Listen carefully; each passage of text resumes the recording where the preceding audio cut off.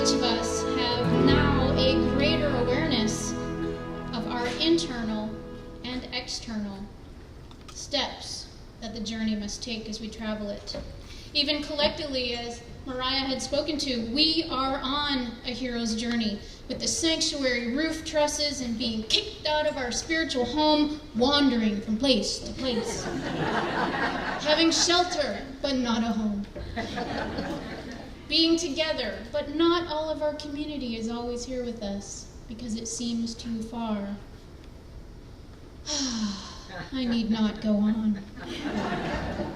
Both personally and collectively, we have hit a day where we throw our hands up in the air and we say, "Oh my God, has it got to end?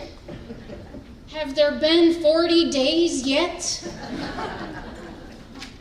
It's days like that when it becomes clear that the direction we are traveling, we veered off course. And we are no longer in alignment with the true compass within.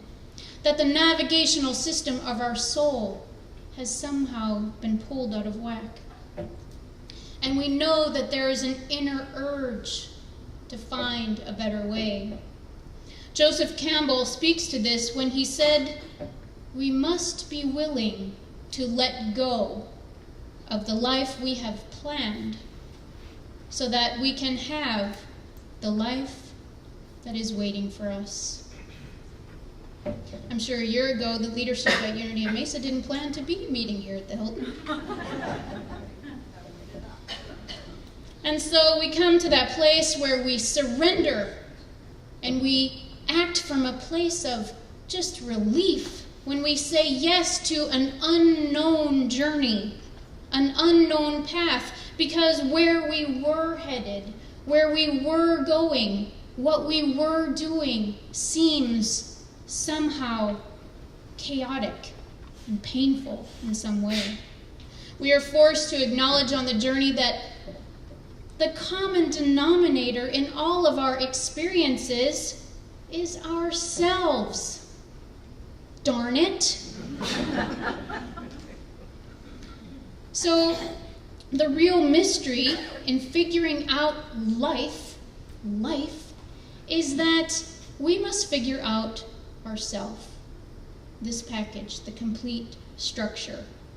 And I quote, "Not the animal world, not the plant world, not the miracle of the spheres, but the man himself is now the crucial mystery." Joseph Campbell. Thank you, Joseph, for pointing out what now seems so obvious. This quote speaks to the crucial mystery of finding our way.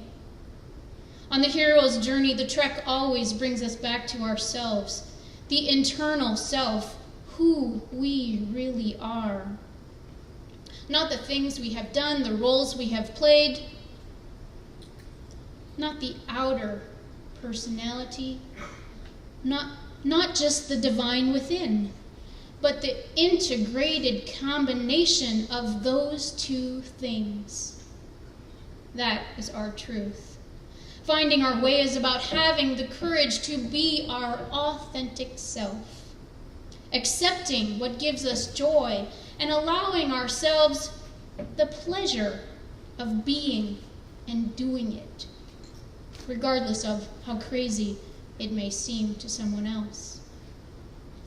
And also saying no to the things that cloud our truth and make it fuzzy on the edges. Personally, as I integrate my life experiences with the evolution of my thoughts about what it is to express as a human being, along with the continual unfolding awareness of my spiritual nature, and the level of power that is involved in the creative thought process that I'm constantly using, whether I'm conscious of it or not, to manifest my experiences.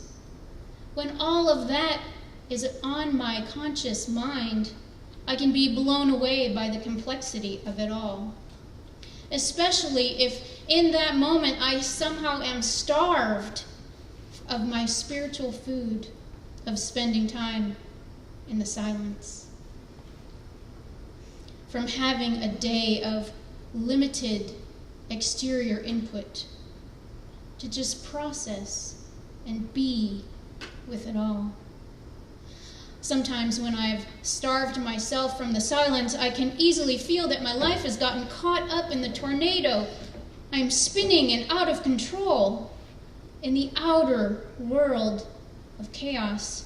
And yet, just like in a tornado, the core of my being, I know that the truth is there.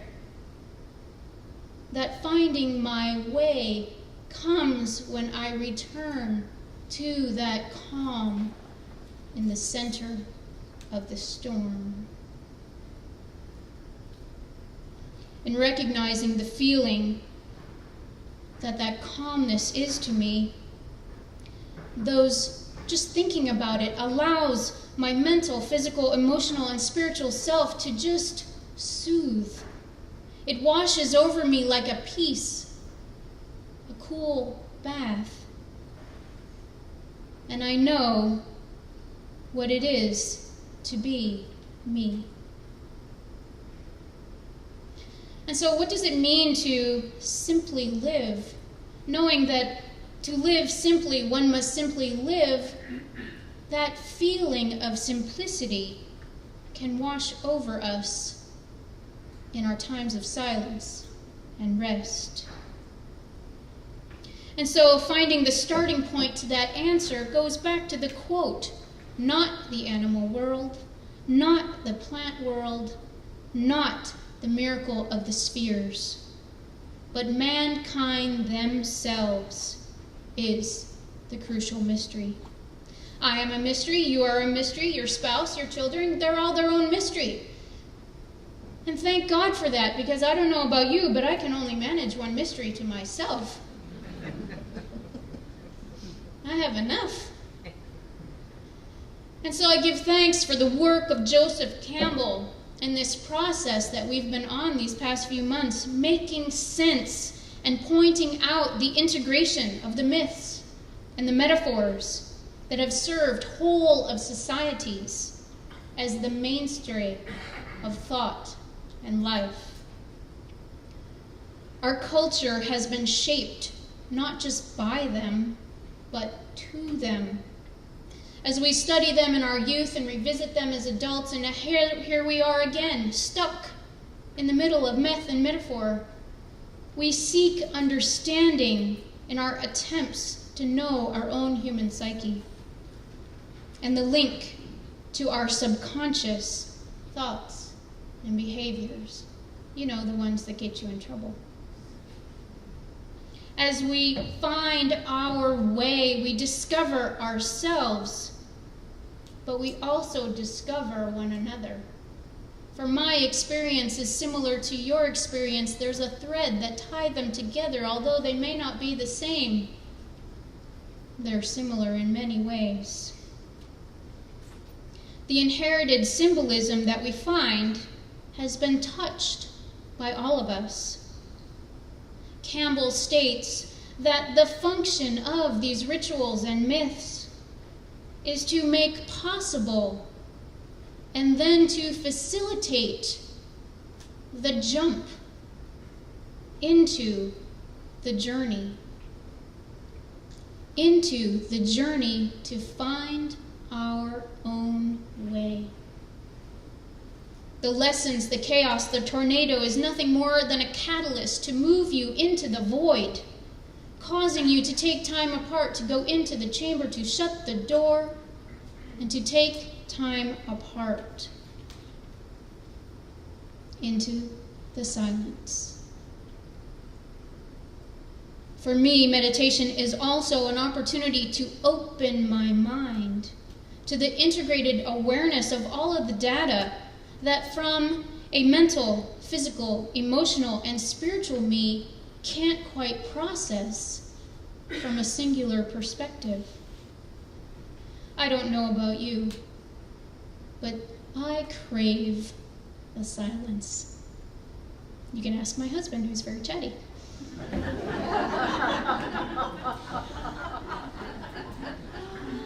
Some something else I like almost as much as the silence is a good animal story. And in this month's Unity magazine, I was flipping through looking at the pictures, and of course I came across this lovely raccoon, so I had to read it first. And in here is an article by Tom Shepard, minister, Unity minister. He shares a story about a young raccoon, a nocturnal creature who was found trapped in their yard at the fence line in broad daylight, probably feeling very much exposed, uncomfortable, and worried for his life. All that bright sunlight around, it's not comfortable for them. And in this article, Reverend Tom also speaks to our feelings about the opposite, the darkness, our subconscious fears that manifest when we think about the darkness, our discomfort, and how darkness makes us worry for our lives. Charity's song spoke to the darkness. Much of this is rooted in the European fairy tales that many of us have grown up with. Myths and legends about never going out into the dark part of the forest. No. Avoid the darkness at all cost. Otherwise, that wicked witch or that large creepy animal might eat you. Fairy tales tell us some pretty funky things when we really look at what are they saying to me? And we have learned through Joseph Campbell and the hero's journey that in order for us to find our way, we must go into the dark forest of our mind, our heart, and our soul. It's unavoidable. The Asian cultures, however, they do not offer the same fear of the dark teaching. They have a different idea about an integrated, equal balance of light and dark.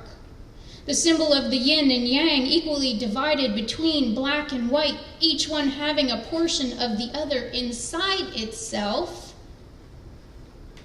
shows the completion of wholeness. We must explore the darkness if we are to experience the light. We must experience the light if we are to gain clarity from the darkness. The dark, the light, they complement each other and are only complete side by side. And even today, when we turn up the light of our spiritual consciousness, we turn down the lamps to enter into the darkness.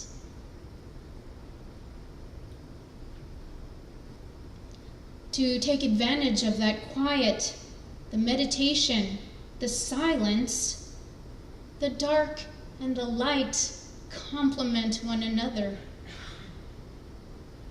They only are complete in sharing the journey, the darkness and the light.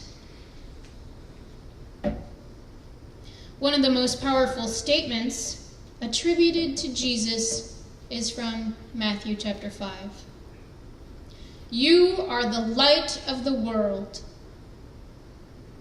This passage goes on to share about not putting your light under a bushel basket and putting it on a lampstand, yada yada. We all know the story. You are the light of the world. Reading this from the Message version of the Bible, it goes like this. Here's another way to put it. You're here to be the light, bringing out the God colors in the world. God is not a secret to be kept. We're going public as a city on a hill. If I make you light bearers, you don't think I'm going to hide you under a bucket, do you? I'm putting you on a light stand. Now that I've put you up there on a hilltop, on the light stand for all to see, shine. Keep your house open. Be generous and open yourselves to others. By opening yourself to another, you will prompt people to open themselves to God. Part of finding our way is not just embracing the darkness. It is also coming to terms with this teaching that we are the light. How many of you wake up and look in the mirror and say, "Hey, looking good, you're the light"? I didn't think so. From the works of Rocco Errico, that statement translated from Aramaic reads, "You are the ones who are the light of the world."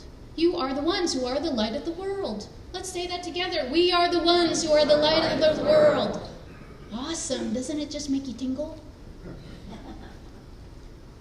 In the book Integral Christianity, Paul Smith says that same story from the book of Luke has more details, and it speaks about him speaking to many people, the crowd, the multitudes, meaning his followers and all the rest. At the place where these words were spoken, it's a natural amphitheater, and it allowed him to speak to countless thousands. I say countless because traditionally only men were counted, although the women and children were there too. But since we weren't counted, we know that there were so much more people to hear the words, "You are the light of the world." So these words were heard repeatedly by the disciples, by the followers, by the Jews and non-Jews alike, by men, by women, by children, many of whom were called sinners and pagans with strange religions. To all of them, leaving no one out, Jesus said, "You are the ones who are the light of the world." As we each individually and collectively travel our own great mystery and allow others to do the same, not only must we dive into the shadowy pools of our own psyche, embracing our shadow side, the thoughts and emotions that we would really rather hide from. This part of ourself, our shadow side, is really not as scary as we think. We have been taught from our earliest days to be afraid of the darkness. We must also learn to embrace the light within ourselves. We are much more than the raccoon who believes that he does not belong in the daylight. The light is our true nature. We are each the yin and the yang, darkness and light all rolled up into one as a spiritual being having a human experience. And so my advice, fellow travelers, is to read some and meditate much, much more. To strive to embrace your darkness as much as possible. And also work toward the light. Embrace the light that is within you, truly, not just giving it lip service words, but to feel it, to sense it, to nurture it, to allow it to shine. One of the fears we have about being the light is a sense of perfection, we think, that might go along with that part. But it does not mean perfection. It only means that we get to illuminate our connection to all that is. So gather the renewal offered in prayer and meditation and a day of Sabbath For you know as well as I that the call for another hero's journey is forming in the ethers as we speak. Welcome it for the parts of you that will be revealed, and let that adventure excite you at dawn, challenge you by day, and surprise you by night.